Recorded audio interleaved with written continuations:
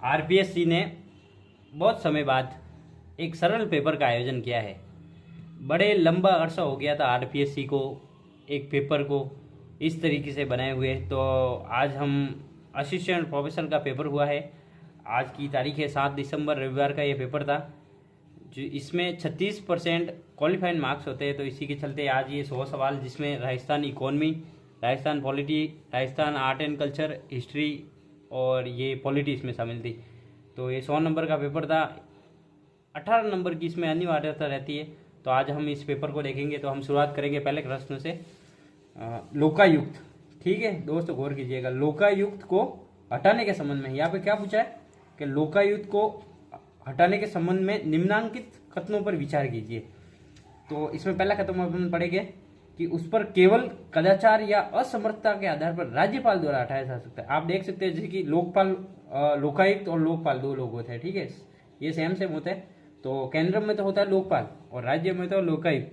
तो इनको तो हटा सकता है राष्ट्रपति और इनको हटा सकता है राज्यपाल। तो इसी के द्वारा इनको हटाने के लिए कदाचार या असमर्थता के आधार पर राज्यपाल द्वारा अपने पद से हटाया जा सकता है। तो इसका ये एकदम सही हो जाएगा, क्योंकि राज्यपाल इनको हटा सकता है लोकायुक्त को, ठीक है। दूसरा कथन हम देखेंगे, ऐसे मामले में जांच ऐसे व्यक्ति द्वारा की जाएगी।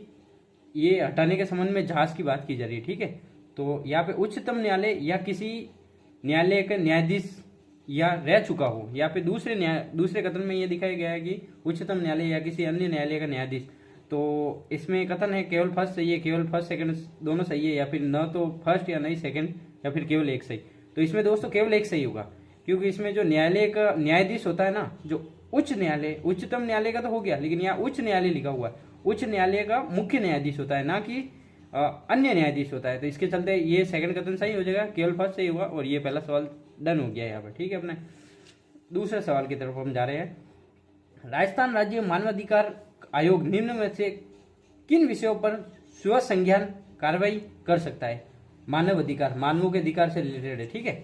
तो इसमें पहला कथन है बलात्श्रम, तो बिल्कुल इसके रिलेटेड करता है। जोखिमपूर्ण रोजगार, ये बच्चे करते हैं, जो बच्चे और कोई भी कर सकता है वैसे, लेकिन ये जोखिमपूर्ण रोजगार, इसके लिए भी मानव अधिकार कार्य करता है। तीसरा है पारिस्थितिक अनुसंतुलन, और चौथा है प्रदूषण से आसपास का वातावरण प्रभावित होता है, तो इसके लिए भी करता है, लेकिन इसके पारिस्थितिक असंतुलन के लिए नहीं करता है। ये इकोलॉजी, इससे कोई लेन देन नहीं है मानवाधिकार का, ठीक है।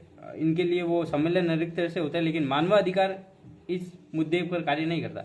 तो इसमें कथन कौन से? फर्स्ट, सेकंड और फोर्थ। तो फर्स्ट, सेकंड, फोर्थ, इसका आंसर 4 सही हो जाएगा, ठीक है। अगला क्वेश्चन। अब राजस्थान निम्नलिखित संस्थाओं पर विचार कीजिए। राजस्थान लोक सेवा आयोग, राज्य निर्वाचन